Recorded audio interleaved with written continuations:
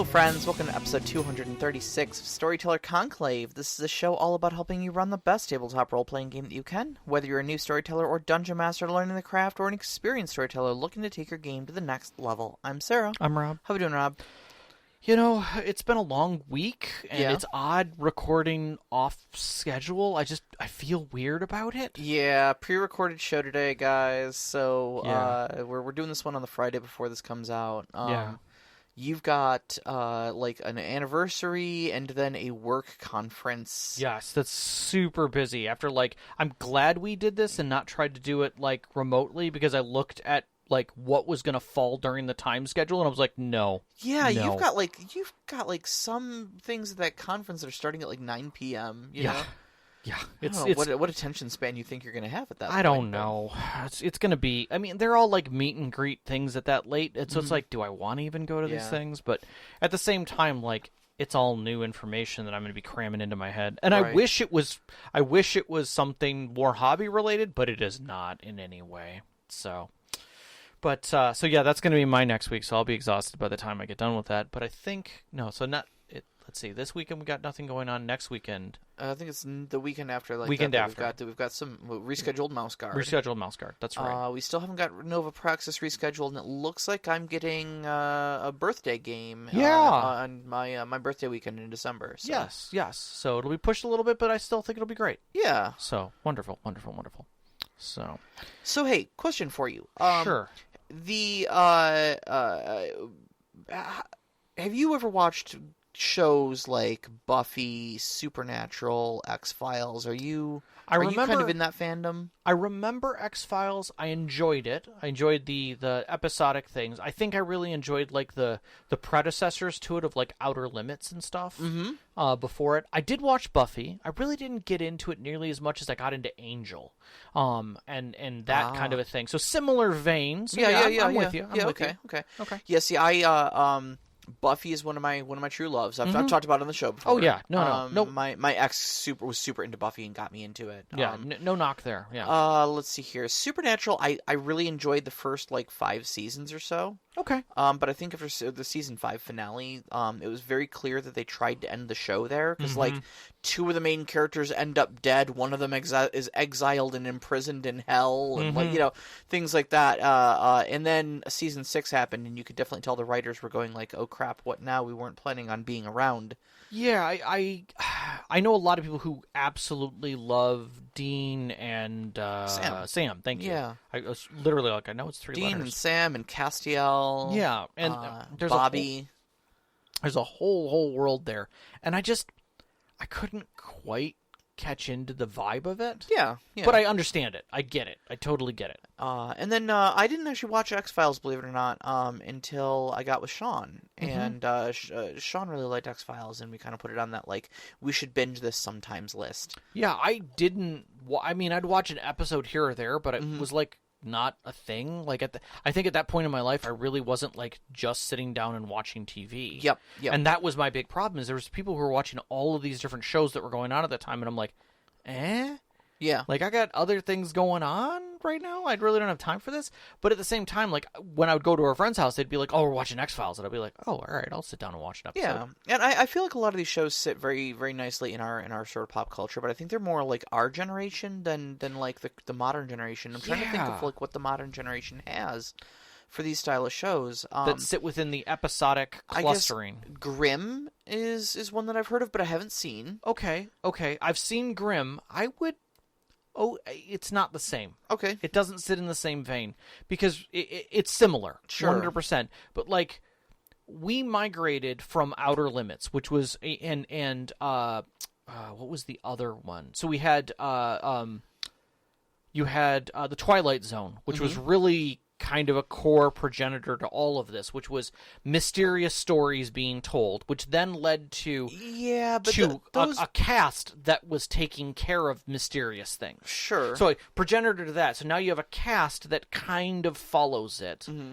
And then you have shows that create a line that go along with that cast, that follow it, which kind of, your Twin Peaks, your X-Files, your Buffy, where the thin line that ties episode to episode is almost gray.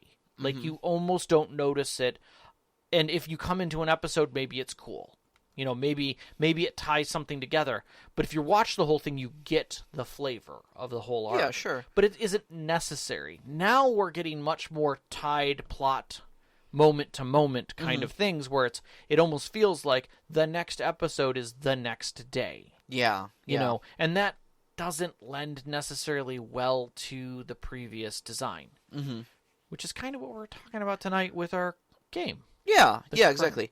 We brought all that up because tonight we're talking about Monster of the Week by Evil Hat Games. Just 2 Evil Hat games in a row here. Last month we talked about Dresden Files, and Dresden Files actually kind of fits into this. It's another major inspiration for Monster of the Week. Now, I'm going to say this about Evil Hat Games. Unlike a lot of publishers that I've noted, almost every single one of the Evil Hat games that we've looked at least the last 2, it's always been opened with, hey, this cool game creator knew some cool guys at Evil Hat Games. They got together and did this thing. Yeah, that's true. It's like a friendly get-together. It's not like we're publishing a book. Right. It's like, hey, I've heard you publish books. I do publish books.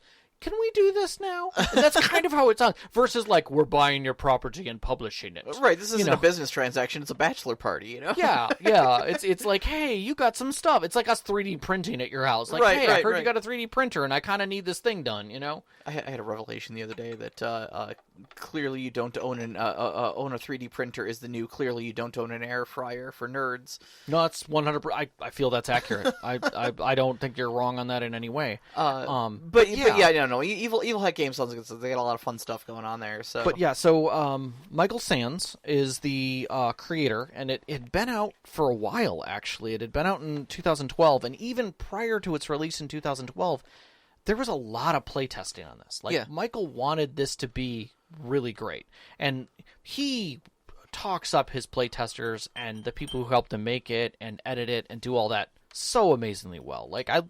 I really like looking into the history of this. I have a lot of understanding that, you know, Michael is not above his own game design kind of a thing. You know, of like, this isn't a one-man show. This is like a community built this thing. And so that happened in 2012. And then he came to Evil Hat and was like, hey, brah, I heard you make published games. And so they republished it in 2015, and revised it a little bit and cleaned it up and did some other stuff. It really didn't change the rules so much as it changed the book a little bit and adjusted it.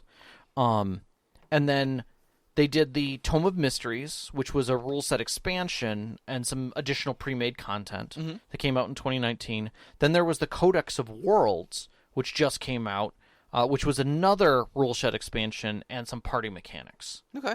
To kind of just keep growing it. Yeah, sure. We're going to focus on the first game, the core. Right. Of the revised edition. But those other 2 are out there. So, like, if you get into this and you're like, maybe this could be like a continuing thing for me and my friends, 100%.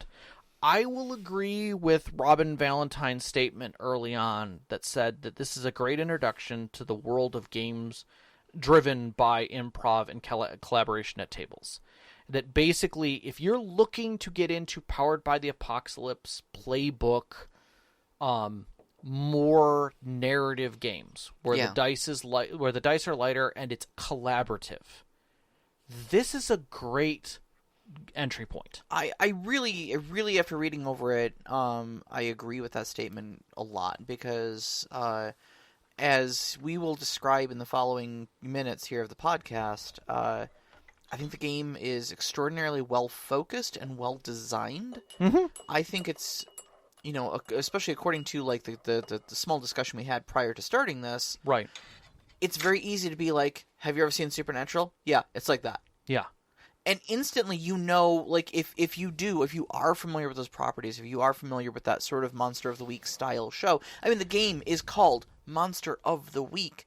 You already kind of know what you're getting going into it, you know? Yeah, I do dare say, based on your comment from the intro, that I do kind of feel like this doesn't necessarily lend well in that trope to some of the younger generations right now who don't know the experience behind it. Supernatural didn't end too terribly long ago, and No. it was pretty. Like, especially like if you were on Tumblr at all. Well, like, you saw the impact of all of that. yeah, my I'll say my goddaughter, because that's the easiest way to say it. She and her mom were into Supernatural, watched it together a lot, handled all that stuff. Yeah, and I think she is still a fan, not like a rabid fan, but I think she is still a fan of it, and because of that, I think she could easily attach this, be like, oh, this is just that. Sure. And I mean, she's in her 30s. Yes. So yeah, I think that would sit pretty well. Yeah. I think anything younger than that, you might get a little bit, but at the same time, like, you could also just say, like, this is Kids on Bikes, the adult edition. Yeah, kind of, yeah. I mean, it does have a certain feel like that. You just say you're a Scooby Squad, and people will kind of know, Which, I mean, how many times has that been recreated? Yeah, exactly. So, all right. So, beyond the reception, I will say this. Michael did an amazing job on his own website of giving you links to live plays that he is aware of. Oh, yeah. And considers. There are 18 videos of live plays and 40 audio podcast-style live plays that are out there. Some which are in second seasons and third seasons. Oh, wow. Which is kind of cool when you think about the design of this game, Yeah, how deep that goes. So, if you're interested, it is popular. It is out there. It just isn't talked about nearly as much. Yeah, I always hear it name dropped, but like I don't think I've ever really seen people who are like, dude, Monster of the Week. Like, well, I mean, we hear Savage World getting name dropped, but nobody says like, dude. That's true. So that's true. Yeah. Yep. So, all right. So let's talk a little bit about that setting. You kind of scoped it initially as these flavors, this theme. Yeah, exactly. So kind of the theme being that there have always been things that go bump in the night. They take cattle. They're the cause of terrible things. You know of them and you handle them so others can live their lives. You play the hunters. And, where others blunder to get by, you know what's going on and how to handle it. Yeah. So the feeling, again, behind this is small group, and that group is made up of different individuals. You're not all, like, spear-wielding, armor-wearing, running out in the night hunting monsters. Right. Some of you are intelligent. Some of you are seers. Some of you may have technical skills or other things that can assist the group as a whole. But you've all been doing it for a while. It's not like Kids on Bikes where you're discovering something and then figuring out how you're going to handle it. No. You're old hat at this. Like, you've been around the block a few times. This isn't your first monster. Yeah, exactly. It's like I set up my second rodeo. Yeah. Exactly. Yeah, and I think the playbooks in here, and I'll talk about them in a little bit, are all very very good and very well defined. Yes. I don't think I looked at two different playbooks and went, oh, look, that's basically the same thing as the other playbook or something like that. They all felt like they have very unique niche, as well as they have short descriptions of them in the introduction to that section, and they say like this character from Buffy, like Xander from Buffy is a mundane, Right. Buffy from Buffy is a chosen. Right. Michael Carpenter from Dresden is a divine. Right. I know all of these things. Of all of the example characters, I think I didn't know two of them. Okay. And of the ones I didn't know, there was two characters named, and I knew the other one. Right. And the other thing about the playbooks, and I'll just drop this in as resources. Michael actually produces new playbooks and just releases them on his site. You can just download them. Yeah, I think the last page of the playbook section says like, oh, and by the way, these aren't the only ones. You can go up on the website and there's a bunch more. Yeah, so you don't have to feel like you have to craft anything. And there's tons of other resources out there. I will 100% say that. If you look up Monster of the Week on the net, you will find other resources that groups have created. Yeah, absolutely. Which are great. So. All right, so let's talk about a little bit about the game. Yes. All right, so dice mechanics. We said before this is a great introduction to Powered by the Apocalypse, and it is. It is very core powered by the apocalypse. If you've played any other PBTA game before, you will know the mechanics. It doesn't do anything fancy. Nope. It doesn't iterate upon the rules. It is core powered by the apocalypse. Roll 2d6, add your attribute. If that accrues you a 6 or lower, that is a failure or accrues some sort of direct consequence. But you get to mark experience because we learned from our failures. Correct. If it is a 7 to 9, you got some sort of partial success or a success with consequence. And if it is a 10 or higher, that is a success. If you roll 12 or higher, that is a critical success, which only matters some of the time. But yes, but it is there. And then the characters themselves, because it's powered by the apocalypse, uses playbooks. And playbooks are basically a shorthand character sheet. You're just filling in some voids. Yeah, they remind me a lot more of Mad Libs than an actual character sheet. Yeah, and that right there is half of the thing. Like, I remember so many times going to conventions and grabbing character sheets off the table and getting right into games. And a lot of people like that, especially with games that they don't know. So that makes that entry point just a half step shorter. Yeah, exactly. So that, because all they have to do is fill in a few things, and often the sheet tells you on the sheet what you're doing, so there's no questions to be asked. This is one of those games. I remember thinking this with Urban Shadows, and I thought it very much with the Monster of the Week as well. That you could actually complete your character sheet more with a highlighter than a pen. Yes, very much so. Because it will be like, choose one of the following. This, or this. You can literally just, like, with a yellow highlighter, just be like, that one. Yeah. You know, you're not really even writing as much as you are just selecting a thing off a list and either putting a check mark next to it or highlighting it. Yeah, there's something to be said about the fact that when somebody created an app for a playbook, basically it goes through a questionnaire and then your character fits on your screen. Yeah. Because you don't need the rest of the playbook, because all the answers are already closed out. Yes. So you're done. Yeah, exactly. And that's lovely. That you kind can of fit stuff. your whole character on an index card then. Exactly. You know? Yep. So you've got a number of playbooks in there. But there is still, each playbook is unique. It has got a unique design to it and feel. Yes. And this, I mean, I say this harkens back to our previous discussions that we had with Urban Shadows and City of Mist, that the playbooks are, and those tend to be very grand, but they can get very granular as the more playbooks come out. This has that much more direct feel, because, again, you're not playing with other races. You're playing you're just humans who are good at what you do. Right. You're basically playing with professions at this point, and I would say being professional at something. Yeah, I mean, I think profession lends a little bit too much, because profession means that you're formally trained and earning money by doing this thing. Yeah. But I think it's a specialization more than a profession. That's a better way of putting it. Because, and don't forget that, like, mundane is one of the playbooks. Xander Harris, if you've watched Buffy, literally the character who doesn't do anything exceptional. No, they are the person who does not have magic, is not the chosen one. Yep. You know, doesn't belong to an agency that provides them with 50 caliber sniper rifles. They're just a carpenter and a crappy boyfriend. You know.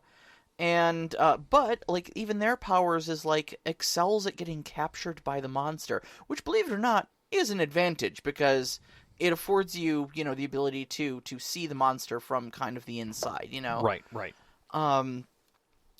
But there is, you know, your chosen one, like Buffy. There is your wizard, essentially, character, your magic user, like Willow or Harry Dresden.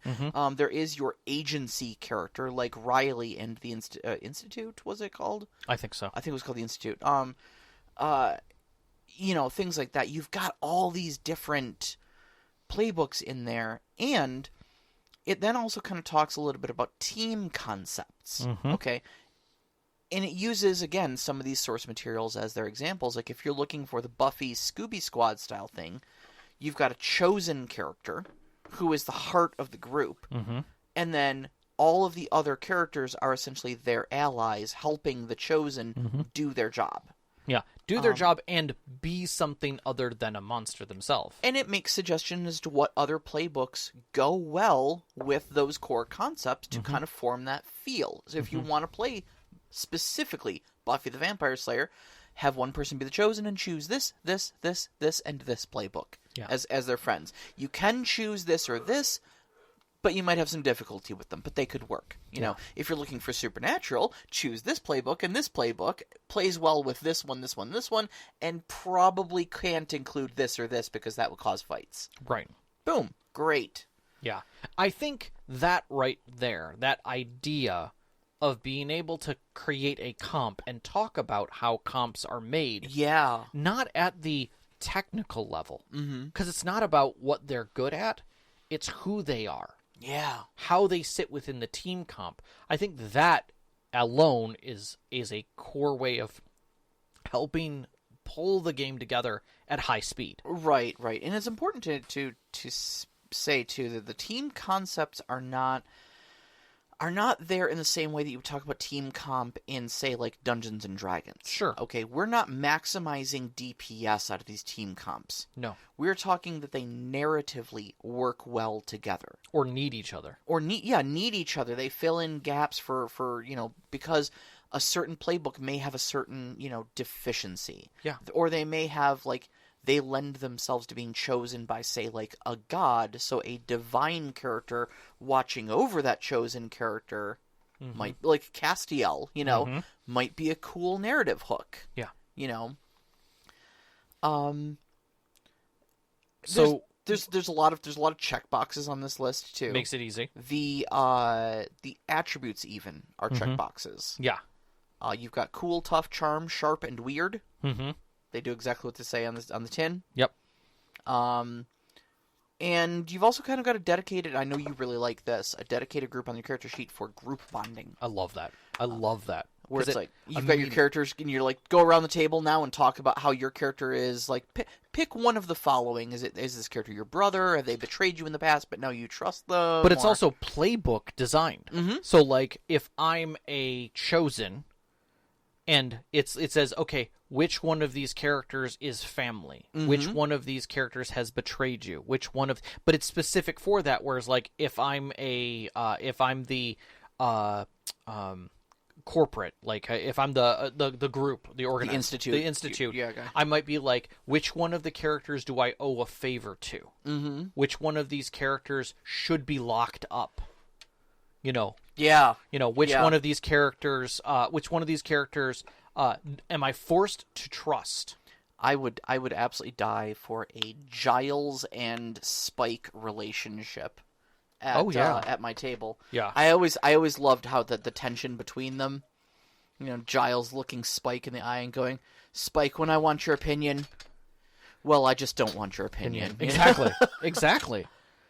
But that's the thing is that those types of, because the playbooks are unique and the bonds are unique, it's perspective based from that character's perspective, and it helps. It pulls it even further into assisting you with narrative. Mm-hmm. And I applaud that they're well designed and they bring you to the game quicker. It walks you through that opening part of the game of discussion, which doesn't happen in other games. Yeah, I actually saw a Reddit thread, I think it was just today earlier, that was like, how do I get around the you meet in a tavern trope? Play Powered by the Apocalypse once. I mean, this is one of them, yeah. I Yeah. mean, the key answer there was in medias res, next, slash thread. Yeah. Like, we're done. Yeah. But I think something like this is the absolute next best answer. Mm-hmm. Yeah. And only just. Yeah. Yeah. All right. Powered by the Apocalypse games inevitably have a thing about combat that is unique. And this game definitely has combat. Yeah, I mean, the whole thing is about fighting monsters, and that kind of, especially in our D&D saturated world, it kind of comes with some baggage attached to it, I think. It does. You set some expectations that you're going to be fighting monsters in a big slog to reduce their hit point total to 0. And well, the other thing which wasn't even discussed when we were talking about mechanics is the storyteller doesn't have dice. Yep. Storyteller never rolls in Powered by the Apocalypse. Nope. So if you're trying to hit a thing, you have to roll your dice to see if you are able succeed? to affect it. Yeah. If they are trying to hit you, you roll dice to see if you can avoid it. Yeah. Yeah, or protect someone. Mm-hmm. Because that's the thing about monsters is they're not necessarily after you. Yeah. They're after the collateral things around you, and bad things happen to collateral. The story, the whole combat section kind of starts by describing that the kick some ass move is not the only move that you want to concentrate on in combat. Mm-hmm. You know, like you said, help another hunter. Yeah. And protect someone are just as important, if not more important, sometimes. Yeah. And I think that's really, like, the big key takeaway for me, you know. Instantly, it draws your eye away from kick some ass. Right. Right. And says that the tools are there to vanquish monsters through things like investigation, mm-hmm. through preparation, mm-hmm. luring it and trapping it, mm-hmm. otherwise defeating monsters through means that, like, other than reduce its HP to 0. Yep. You know? Yep. Think back to, like, Buffy and Supernatural. I keep going back to those because those are the ones I know the best. It's easy. You know? Where the solution to the monster was not kill it. It was do an elaborate ritual and banish it. Summon it using the thing that it cannot resist. And trap it forever. And maybe we bury it, you know, we plant a bunch of C4 and we detonate it and we bury it under the rubble of a building and, you know, leave a bunch of, like, radioactive markers around it because people won't understand that there's a monster buried here, but they will understand radioactive. Don't go near it. Right. You know? Yeah. And we hope that nobody touches this thing for a good long time because that monster is not killable. Yeah. You know? Yeah. Or something like that, mm-hmm. you know? Sometimes, I mean, how many times has it been that you have to make a deal with it? Mm-hmm. You know, like a devil or something like that. Yeah, just so it'll go away. Well, you can save this innocent girl here, but you'll have to trade your soul for hers. What are you willing to pay? You know? Yeah, or you find a different demon to take care of this one. Uh-huh. Yeah. What's the bigger problem that you can manage because you understand that problem? Right. We can defeat Samael because we summoned Mephistopheles, who is his arch nemesis in the plains of hell. And all he wanted was one chance at Samael. Right. And you're but like, what did we have to pay Mephistopheles? Yeah. You know? Right. Okay, you know? Yeah. Yeah. I always come back to some of the other stories that kind of fringe edge this one. Yeah. You know, Constantine is another one where it's a little more soloist, but the same type of feel where you're robbing Peter to pay Paul to solve the problem. Yeah, absolutely. Yeah. Absolutely. Sometimes legitimately robbing Peter to pay Paul. Exactly those people. Yeah. Yeah, but I mean, you know, when it comes down to it, at the end of the day, though, you know, and I'm not saying this doesn't happen. I'm sure you do get your straight up fights, but I fist fight the rampaging werewolf is rarely your best option. Right. And along the same line, you also have luck. Yes. Which is always a thing that sits around. Some players have a lot of it and some don't. So luck, I think, all right, luck is a mechanic they added in, and you've got, 7 or 8 points of luck, I want to say. I want to say 7. I think it's because I think it's lucky number 7. Yeah. Of luck, and all characters come with this. Mm-hmm. And luck kind of plays in with your fate. So one of the attributes that you put on your sheet are fates. Mm-hmm. And these are kind of like little bits of destiny, little things that hound your character. They're kind of like hindrances, but they're more like what darkness surrounds your character than anything that you personally have to get over. Right.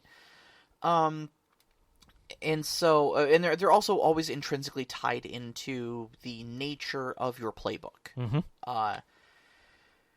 And so, your luck, I think, acts a lot more. To me, it felt a bit like we was talking about humanity and vampire. Yeah, by spending your luck, you get closer to your problem. Yes, exactly.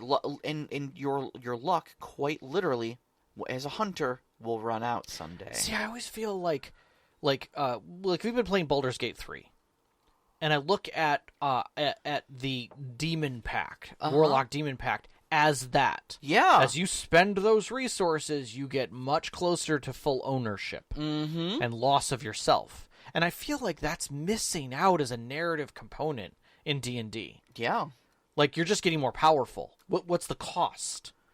The cost needs to be there. We should actually talk about what luck does, because we were dancing around the subject quite a bit. We are. What is available to do, yeah. So luck, aside from being just kind of a measure of your character's luckiness, and how far away this darkness that comes with your character is in the narrative, luck is an expendable resource.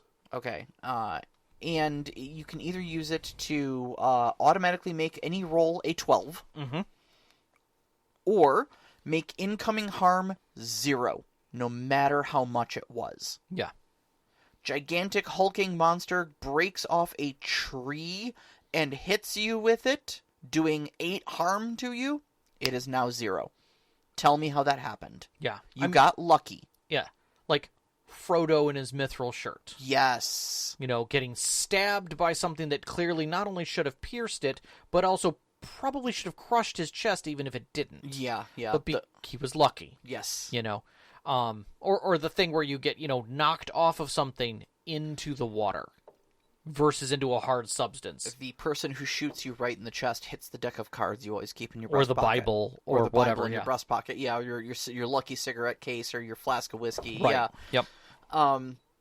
Exactly. So, the important thing to note about luck, though, is that it is not a renewable resource. No. Okay? Much like other meta currencies in, say, like 7th, where you have drama dice, or Savage Worlds, where you have bennies, you've got fate tokens in fate games. Yeah. Luck is a expendable resource that just doesn't come back. And, like I said, it quite literally creates the metaphor that someday your hunter's luck will run out. And at that point, you're as good as dead. Yeah. Because there's nothing stopping the next bullet from taking you out. Yep. Like, imagine if a warlock in D&D had 20 luck points, or 20 points to spend, where they could use those 20 points, one at a time, to do some amazing magic. Like, maximize a spell to its maximum level. Or intrinsically, push something up 5 levels. But once they've spent it, it's gone. And each one of those changes the way they look. Yep. It binds them tighter to their pack. Yep. And it says if your playbook includes fate-related stuff, such as Chosen's fate or the Spooky's dark side, running out of luck means all that bad stuff is going to start happening. Yep. Your luck is literally what is keeping those things at bay. And so running out of luck is kind of the death knell for your character. It starts that ticking clock of, like, the end is near, and it literally says doomed at the end of your luck track. Yeah. Because that's what you are at that point. You're just meat for the, you're just grist for the mill at that point. Yep. So, magic does exist. Magic's cool in this game. It is different. It is definitely different. So there's like a list of effects and glitches and basic requirements in the use magic move. Okay. Certain characters, like, there are magic using. I think that one of them is called like the spellcaster or something like that. Yeah. So like using magic is a thing. It's acknowledged in this setting.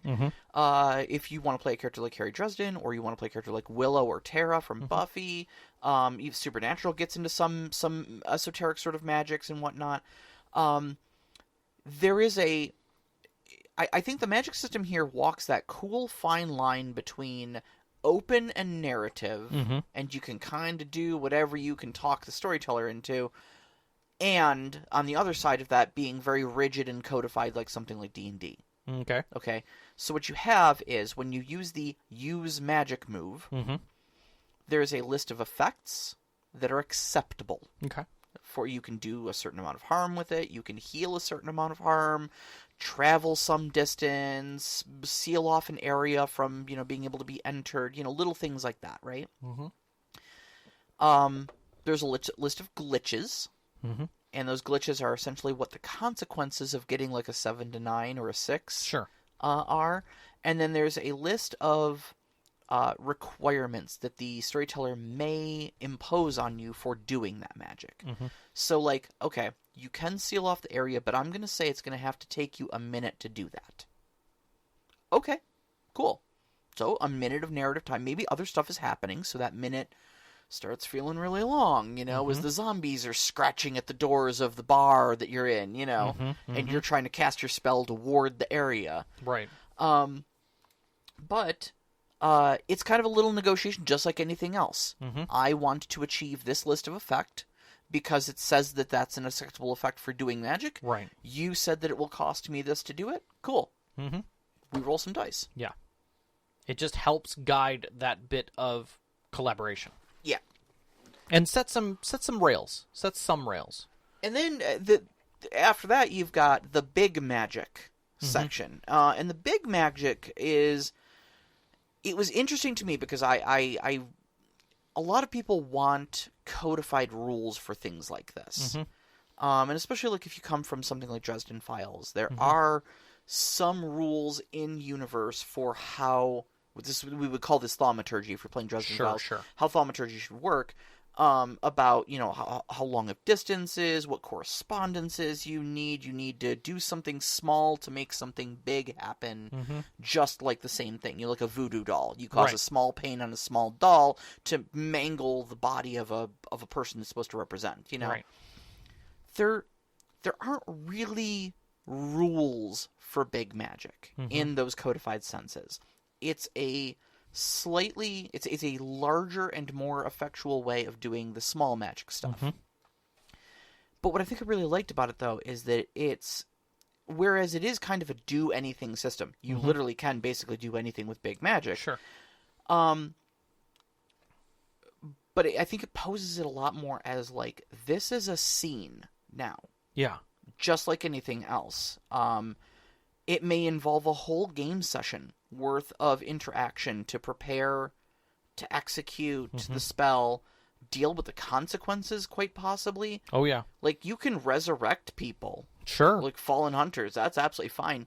They might come back broken or wrong, Yeah. I mean, I go to, Full Metal Alchemist for those who are aware of the anime. Like, things happen. Exactly. And I think it's a really good magic system within the scope of a Powered by the Apocalypse setting. Without a doubt.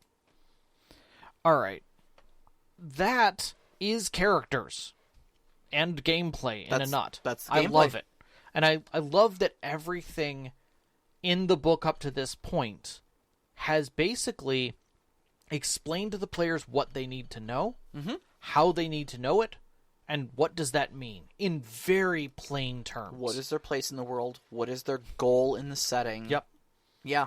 And one of the things that was always taught to me by my mom, who was a nurse first and an educator second, when she got into doing education for nursing and practice like that, one of the first things that she taught me, and it's always looped in my head, is name it, define it, list its uses, give clear examples.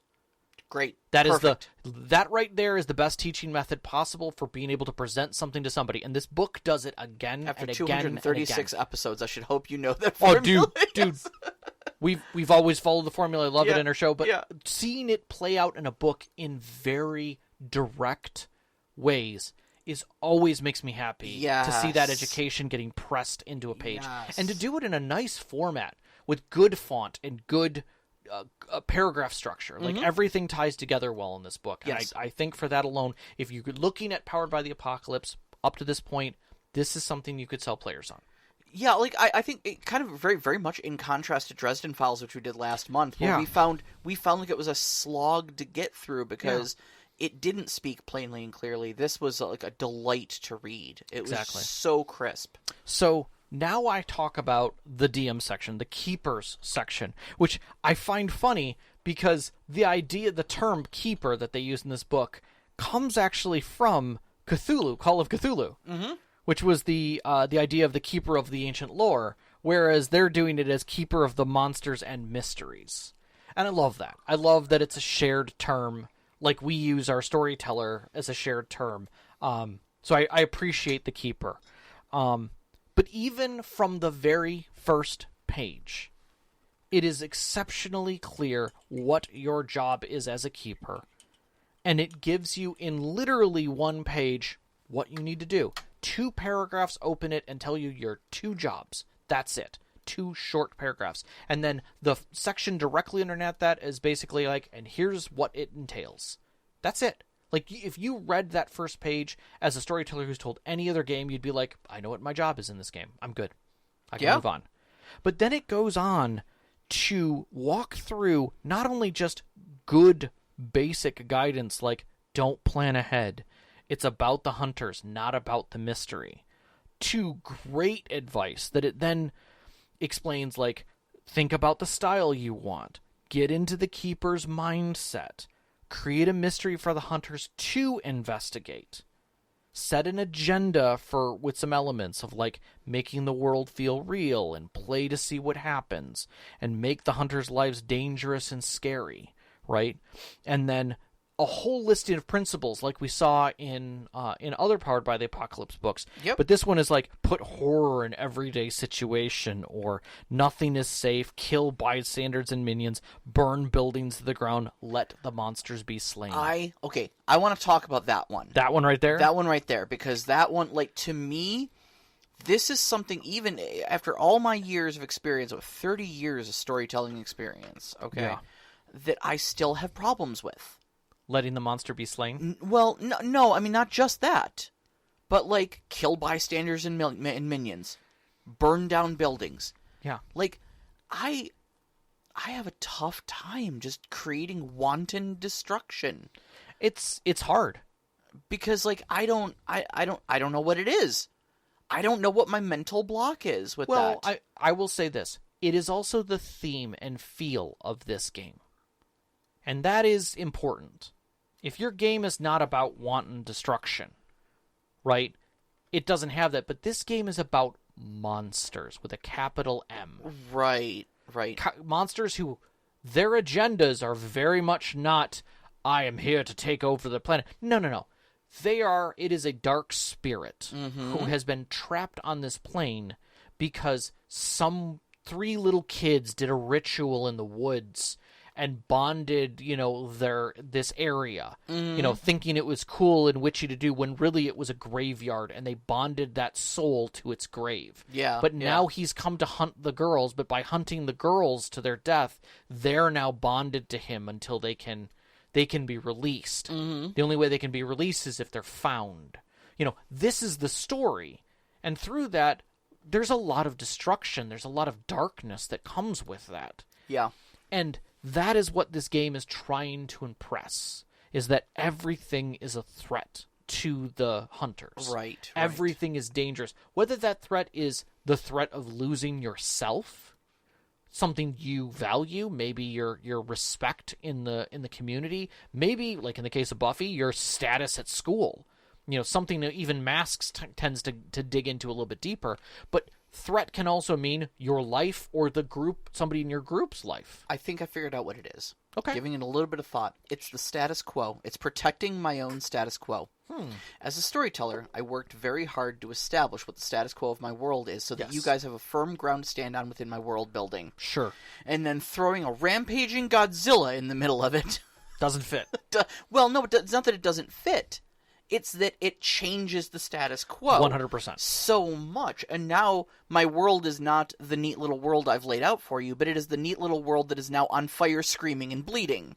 There's a time and a place for it. Right, exactly. Yep. And then let the monster be slain, being the last one of those, is like, kill your darlings. Like, don't get attached to your monster in that, like, oh, it's not going to be a challenge for them if they can just do a magic ritual and defeat it.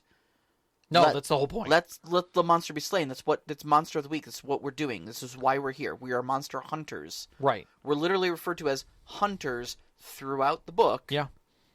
Let us hunt the damn monster. And because of those principles, it then steps into teaching you how to make your mystery.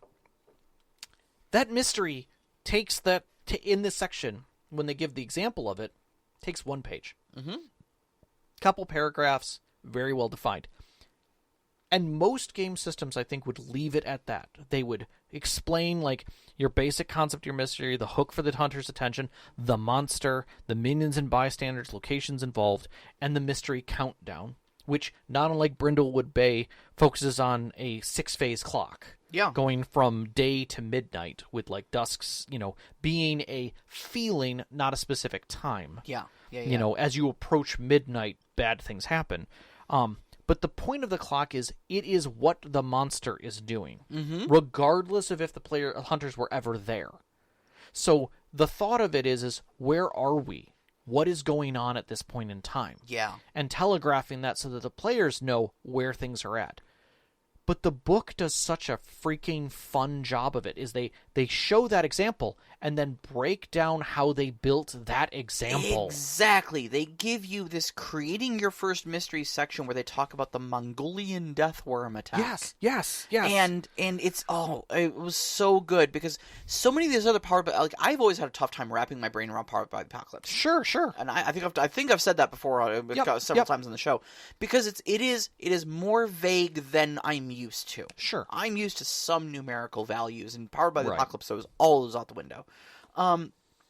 But this whole creating your first mystery section, perfect to me. Okay, It goes, here's a mystery, the Mongolian deathworm attack, and it writes it all out for you. Yep. And it's like a page long. Yeah, it's just a page. The whole thing is just a page, but it then literally tells you everything you needed to know. What the monster is, what it does, its strengths, its motivations, its weaknesses.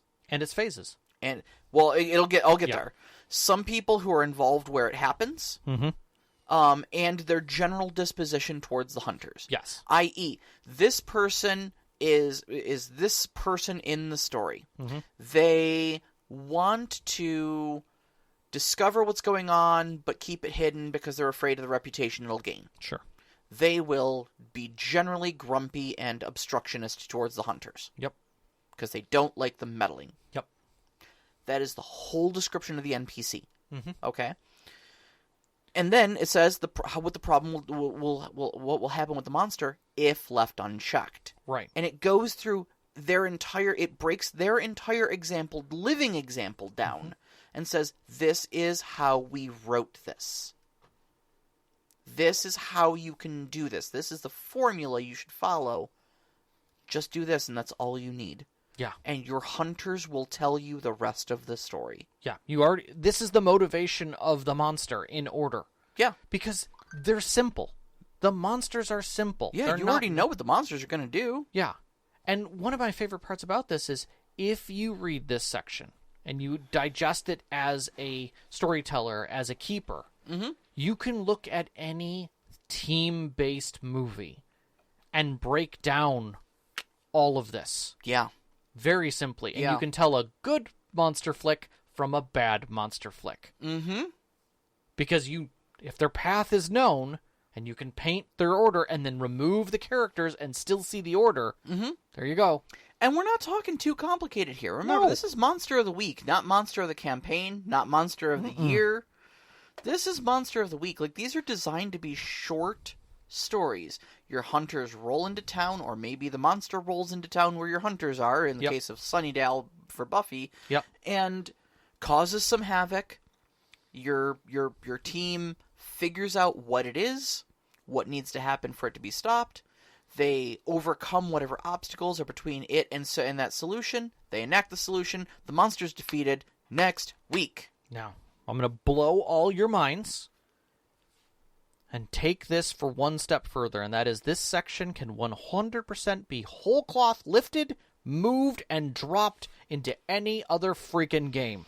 Yeah, I feel like this whole section should be, like, printed out and sold in, like, poster forms for every storyteller to hang on their wall. Because if you remove the word monster and you put in conflict... Yeah. Conflict of the week. That's every adventure you're running. Yeah. Okay, done. What does it do? What is it trying to do? What will it do if left unchecked? Who are the people involved? How are they going to act when pushed against? Yep. That's it. That's the whole. That's your barest plot scaffold right there. 100%. Everything else is up to your players to move around. That's their agency. Yes. You know now how the world's supposed to move, and what effects are going to happen, and why it's going to continue that way. Okay, done. Yeah. Thank you so much, Yeah. Monster of the Week, for $20 teaching us how to run games. I have never seen a game set me up for success better than Monster of the Week does. We've had some really, really good, successful DM sections that sit very close to this, where I've even said this needs to be printed and put it on a poster. Well, look. There have been several DM sections with good advice in them, and stuff that I have said before needs to be printed out and stapled to the foreheads of every single storyteller out there. Yes, but this. I am saying this takes the cake for how well it sets me up for success to run its game. 100%. And the way that it explains how it got to its version. Yes. I love that. Here's an example. Now let's show you the math behind what we did here. And now you can just copy and paste and replicate this whole thing over and over and over again. Because literally that's the formula. Yep. Because you're playing Monster of the Week. Yep. Yeah, if I was going to say put a book on your shelf for $20, it's this one. Yep. It is beautiful. It has got, let's step right into what it does well. What it does we're well, already saying that. Yeah. And I will say, without a doubt, this is a $20 book to throw on your shelf. Yeah, 100%. 100%. Don't question it. Even if you never run Monster of the Week, you will run Monster of the Week. Yeah. You just won't realize you're doing it. You won't call it Monster of the Week, but you will run Monster of the Week. Right. Because it is designed to help you tell a narrative collaborative story. Yeah. Yeah. That's the beauty of this. D&D, we do this all the time, but Yeah. our combat turns out different, Yeah. It's just... It's understanding the basics and being taught those basics. And then the thing about this is that it has brought it to a very narrow vision. Mm-hmm. The players know who they are. No different than like Shadowrun does. Like, Shadowrun basically says, you are runners. You work for a Johnson. You're doing this because you need something. Mm-hmm. Okay, that's the narrowing of the scope. This isn't a sandbox. You're not some random fighter and some random mage who all have feelings and aspirations that are now randomly thrown together into a thing. And now you gotta try to decide how you're gonna get along long enough to focus on the plot. Yeah. No, we are narrowing this down. You are a group. You are a team. Of you are hunters. You hunt monsters. You are aware of what's going on behind the scenes. Oh, look. A monster. Go hunt it. This is not your first rodeo. Yes. This is at least your second or third rodeo. You know about each other very well. Yeah. You have feelings about each other already very well. Yeah. Now, let's get into the story. Mm-hmm. And that is fantastic. That is helpful and fantastic. Yeah. And the fact that it's so intrinsically tied to the pop culture things that spawned it, like Buffy, Supernatural, X-Files, Dresden Files, it is great because it gives you such firm ground on which to stand on. When coming into this, you say like, "Hey, you want to play Monster of the Week?" I don't know. What's that about? You ever seen Buffy? Yeah, it's that. That's that. Oh, cool. Are we gonna have to sing? No, this isn't the musical. Well, the musical episode will be a little further in. Yeah. Where do we go from here? Yeah, okay. I would say the illustrations are also great. Yeah. There is a picture in here that is... It doesn't label these characters. Sure. But there is a clean-shaven man with a chainsaw for an arm, shaking hands with a young, athletic young woman holding a stake, a wooden stake, shaking hands with her over the decapitated corpse of a zombie. Yep. Which is Ash from Army of Darkness shaking hands with Buffy. Yep, without a doubt. And I think if you put that picture on the cover of the game... you would never have to even see the title of the game. You would know what it's about and how it's played. Yeah. It is easy to attach to. It is easier for players to attach to, especially if they're familiar with the genres. But even if they're not, it's a great book of mechanics. There's one last thing in here that we haven't mentioned that we put on this list is there is a section at the beginning of the book. Yes. That says... if you've never played a Powered by the Apocalypse game before, or any role-playing game, you should read this, and this. If you are familiar with the game, but you're planning to run it and not play it, read this, and this. If you played Powered by the Apocalypse before, you're familiar with all of the game mechanics, and you can pretty much skip over that part. Read only this, and this. Yeah. And you'll get the particulars of what this game system is trying to do. Yeah.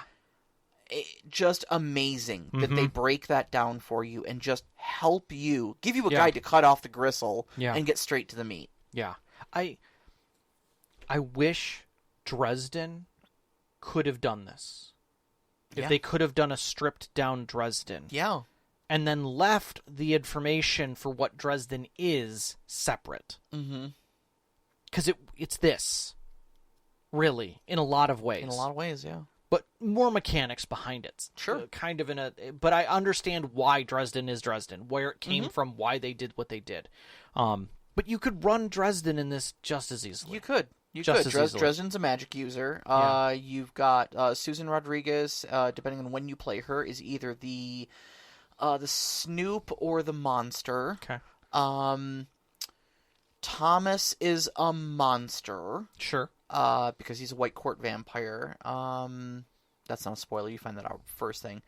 But there'd be playbooks. Michael Carpenter is a divine. Yep. Yeah, I mean, I can tell you exactly what playbooks these characters are. Yeah, exactly. So it makes it very easy to attach yourself directly into the world. Yeah, and 100%. I love that. I love that. 100%. So, what do you think it doesn't do well? I gotta say, I really had to stretch and scrape just to have something here about it not doing well. I think my biggest criticism of it, and mind you, this is the biggest criticism, is a 2 out of 10 on the scale. If that. And a very, very particular gripe. Feels like there's a very specific way that it wants to be played. Okay. I.e., if you come to this game from D&D, okay, and this I'm kind of seeing the pitfall with it. Sure, okay? sure. And that is, if you come to it from a game like D&D, where fighting monsters involves rolling initiative, standing up in front of them, and then hoping for high numbers on your dice to make their HP go to 0 before yours does, and you try to play that way in Monster of the Week, you're going to have a bad time. Yeah. Monsters are fragile. Hunters are fragile. Monsters are deadly. And, like I said before, I fist fight the rampaging werewolf is literally is rarely the play you want to make. Right, exactly. However, arguably, this is more of a D&D and false expectations problem than a Monster of the Week problem. Yeah. Monster of the Week is doing great. It's living its best life. But I think there's prone to be some culture shock unless you understand what you're getting into. I agree with that statement. I think the tryst to that is that if you've been playing D&D and most of your game becomes narrative and you're trying to figure out how to remove D&D from the game, here you go. It's an easy move for you guys to make. Yep. Like, and especially because it is so well designed that you could shift to this, have your players understand Powered by the Apocalypse, and then just immediately go to Dungeon World if you want to get back into fantasy. I dare say Dungeon World should go between this and the other, because Dungeon World plays a lot more like D&D than this does. Well, it all depends on, are your players playing to the dice, or your players playing to the narrative? Which feeling do you want? What I'm saying though is Dungeon World is a lot more D&D. D&D. It's a lot more crunchy than this. So, if you're looking for a half measure, go to Dungeon World. If you're looking to straight up just move to a narrative game but still want to be facing monsters, Monster of the Week is great. Yeah. On the other hand, if you've been playing Merkborg with your friends and you want to have a little bit more narrative and a little less death in your game, this might be a nice light lift. You know, that's true. It's funny saying Monster of the Week is going to be the lighter shift to. When you're in Merkborg, you're pretty much going to die. Literally anything. Yeah. A game that includes the character creation step. Name your character. It won't help. Yeah. I think the only thing for me... It won't save them. And again, it's so low on the list of like, what it doesn't do well. Yeah. Is that, like, I feel like this needs to be like Kids on Bikes. Because it is so... It has a core. Mm-hmm. So why not branch out from this core that works so well? Yeah. Like, it feels like it's bursting at the seams to become something else now that I see it. But at the same time, like, I don't want to ruin it. I mean, we didn't dip into any of the expansion material. No, and I agree. I think it digs farther into that direction, which is good. It's quite possible that the expansion material does exactly what you're asking But for. like Savage Worlds is kind of got a sandboxy feel to it, but then you do Adventure Edition with the, Explorers Edition, which we have, which is fantasy. It's the fantasy companion, and it's fantasy. And now it's Savage World Fantasy, when really there's not much of a difference to it. The core is there. It's just this layer that's Savage Worlds. We're just using the word spell instead of power. Exactly, and I feel like you could easily do that with this system and really shine, and polish things to have a very clean, powered by the apocalypse system that people can transition into, because it's so well written. Yeah, it's agreed. so well designed. Agreed. But that's it. That's literally I really can't say anything bad about it. Yeah. It's probably the best $20 I've spent in a long time. It is a well-honed scalpel of a game that knows exactly what it wants to be, doesn't try to pretend to be anything else, and does the job that it was designed to do extraordinarily well. Oh, another good thing that it does, sadly, is, and maybe it's a negative. Regrettably, it does well, is you need playbooks. You got to print playbooks. We're back to printing things. But if you got online, you can get the ones online. Yeah. You can work out paper pages if you want to do it that way. But the whole point of it is that because you don't need the book to make custom character sheets, you need the playbooks to do that. There's some limitations on that edge. And I think that can cause a little bit of a resource thing, but again, we're talking like a 1 out of 10. I don't think it places any more burden upon anybody for character sheets and printed resource materials than any other game. No. Yeah. Those are definitely, like, D&D sits at about a 5 on the scale. Like, you can use paper, but it's a struggle, right? You're maybe you should get your phone out and grab an app, because you're going to need to track crap. But, like, this is like a 1, but it is there. But again, like, it's a 1. Yeah. Yeah, absolutely. So, because somebody's going to want to see all of the playbook options. That's true. And that's a lot. That's a lot. That's a lot. Yeah, and they're very wordy because it's a narrative fiction-forward game. So, Correct. So, so you got to understand the tropes and have all the playbooks to be able to present. So, we did get a couple questions, though. Very happy for that. So the Mad Elf asks, hopefully you'll be able to talk about when the monster is absolutely mundane but still terrifying. If not more so, because it's not supernatural or super powerful, it's an ordinary thing anyone could encounter. So it makes me think of I want to say there definitely were supernatural episodes like this where the one that made me think of was X-Files. Yeah. The I feel full like moon episode of X-Files. We're just like, it can't possibly be Ebola. We'd all be dead. Well, this person clearly died from the effects of Ebola. That's impossible. Well, I mean, he was talking about how scared of it he was. What? Like, we also have a mauling. We think that it was a large dog. Like a werewolf? Like, everything was ridiculous, but the whole point of it was that it was fear of the moon that was, like, it was an energy that was going around. Yep. And they just had to manage it. It's things like that. Like, I get those, but I sincerely feel, Mad Elf, that this game is meant to feel that it's a monster. Yeah, I mean, it is called Monster of the Week. It would be a little weird if you didn't have a monster in a game that literally has monster in its title. And your monster hunters. I feel like you wouldn't have the tools to engage with things that aren't monsters as monster hunters in a game called Monster of the Week. Right. But I think there is probably still room to have, I know you mentioned the Buffy musical episode earlier, and I'm going to bring it up in all due seriousness. Sure. Okay. So spoilers for a 30-year-old episode here, or however long it's been since Not spoiling Buffy. it for Mad Elf. I know him personally. He loves that episode. I love this episode. I love it because it was not only was the music great, but it actually forwarded the story in a very interesting and significant way. Very much so.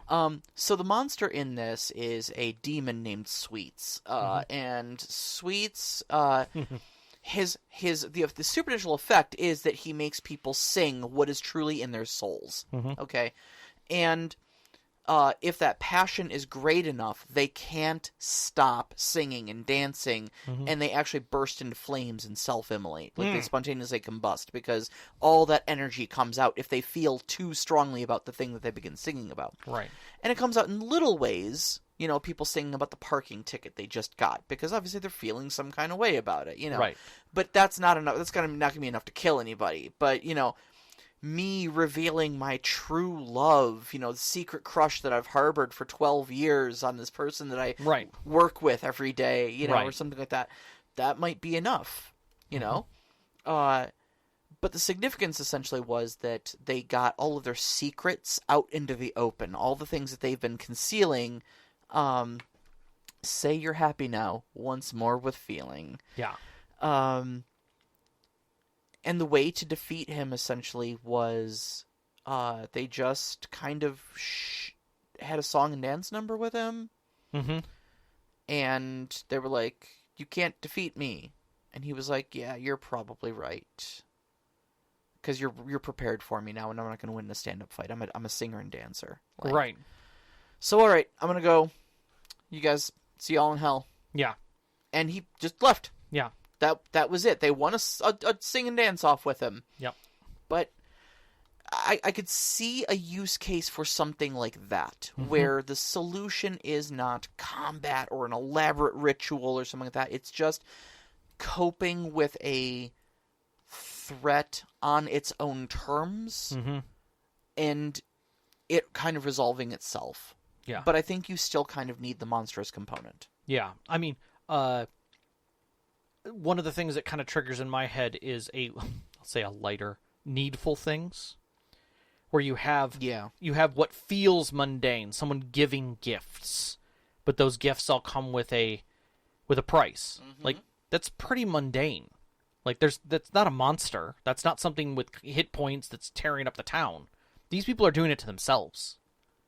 Right? They're coming in of their own volition. He's merely helping them make their choices.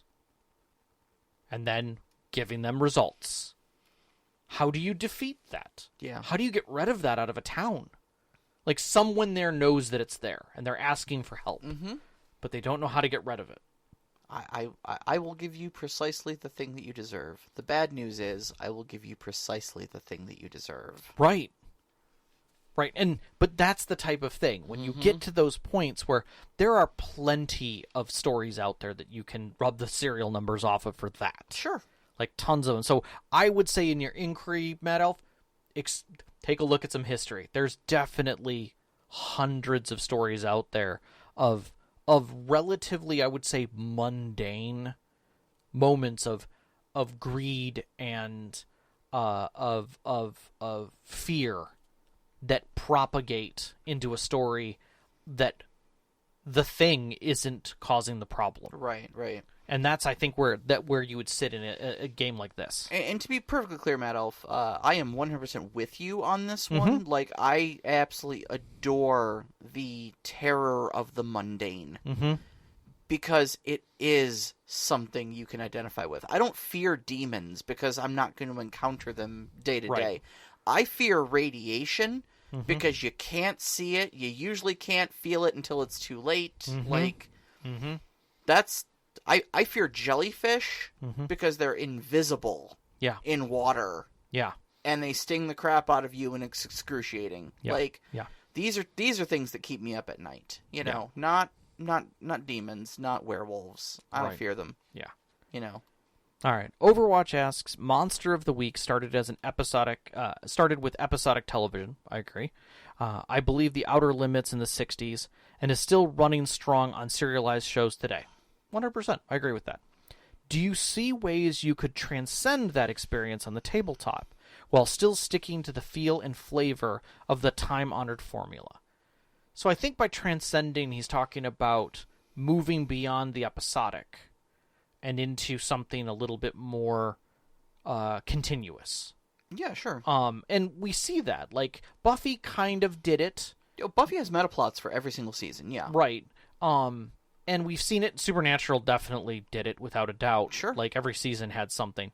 And I feel that thin line of plot that gets tied back in every time is an additive process. You know, this creature showed up here, but the question is how did they get here in the first place? Right, right. Who put Pandora's box here?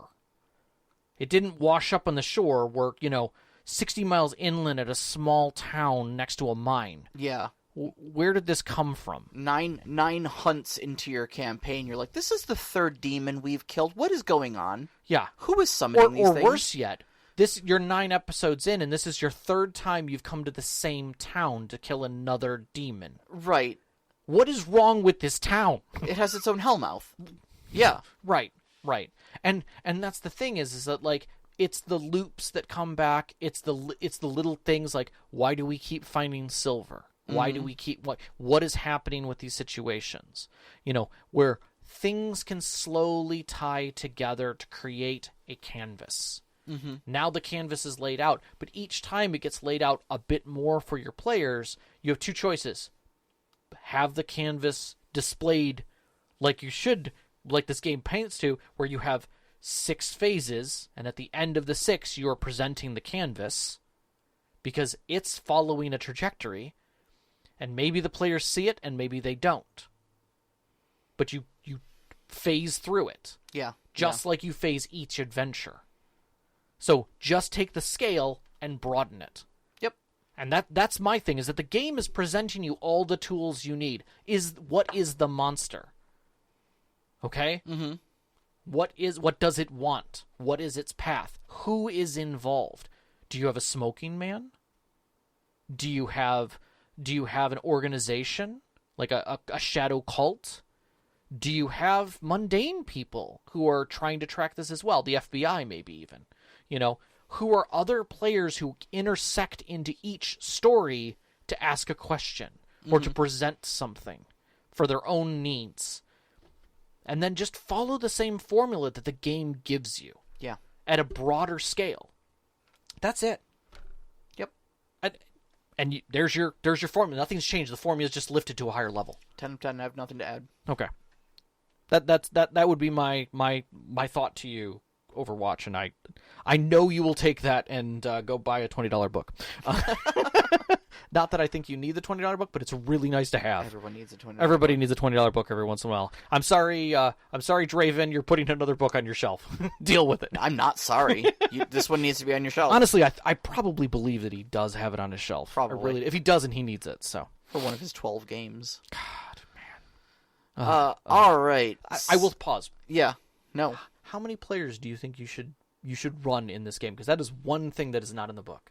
I think this is one of those games I think you could get away with a slightly larger group. Like, I think certain games, especially Dungeons and Dragons and D&D adjacent games, fall apart the more players you have. Because things like ammunition, like action economy, right? That's a thing. The minutia of the game. Yeah. The action economy of how fights are supposed to be balanced and stuff like that, with the numerical values of things are very well balanced around 4 players. You start getting up into 6 and 7, and things start getting a little tilted. You have to start kind of modifying how you play the game a little bit from how the book teaches you to play the game. Yeah. This game, because it's heavily narrative, you don't have those balance issues. And I think because everybody has such a clearly defined role in the group, being that you can't duplicate playbooks, I think it's very easy to run a 6-person game in this.